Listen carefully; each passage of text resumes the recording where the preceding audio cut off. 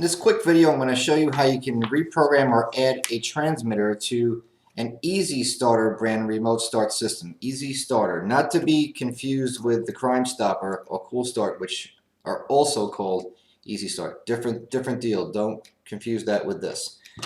This here is one of the two transmitters that came in the box of the system I'm going to illustrate with you today. This here is another one, and this one is very similar. If you look at the two, they look a whole lot alike. And don't, quote me on this, but due to my experience and what I've noticed on my code grabber, that these systems have a lot of similar characteristics, both in frequency, button, style, shape, style, the whole thing. I presume that this remote here is just one of many different rebranded type of remotes carrying this style transmitter. This one here is an AIS. I've also noticed a few other ones that share this. I used to think that these were Bulldog brand transmitters, but now I know better. They are not. But anyway, I'm going to stick to the facts.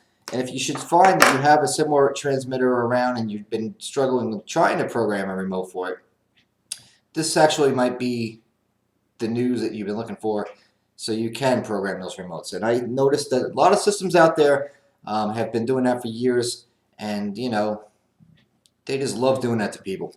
So anyway, Easy Starter, this here is the box. This is what it looks like. Let me get down to business with you. Enough of my chitter chatter. Up on your windshield, your installer should have mounted this, which is a gigantic LED/antenna/valley switch all-in-one. This is what it would look like, and typically these would be mounted like this or whatever up on the windshield behind a rearview mirror, somewhere around there. It's typically the location where you locate these. And right here is the valley switch. So when I refer to the valley switch or programming switch in my instructions that I'm going to tell you how to program the remote, this is what I'm talking about. Okay? So the way you do it is as such. Step one, in a disarm state, meaning that you get into your vehicle, go to your remote, hit unlock.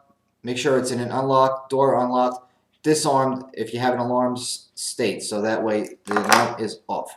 Okay. What you want to do is go to your valley switch, press it 5 times. 1, 2, 3, 4, 5.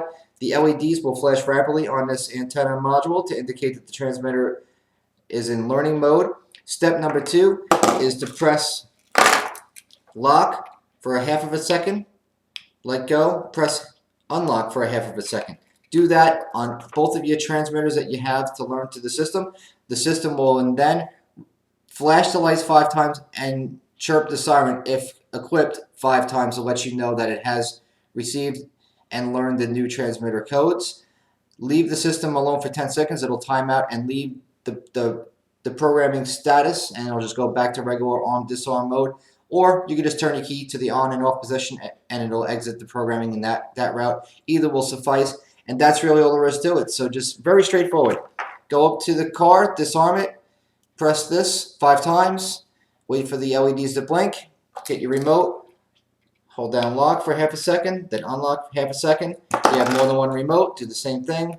Lock half a second, unlock half a second. And that's really it. Turn your car off, exit programming mode, and I really hope that this helps you, with your transmitters. If you were looking for this information, I try to share, and when it's available to me, I give it to you. So there you have it. Easy Starter programming.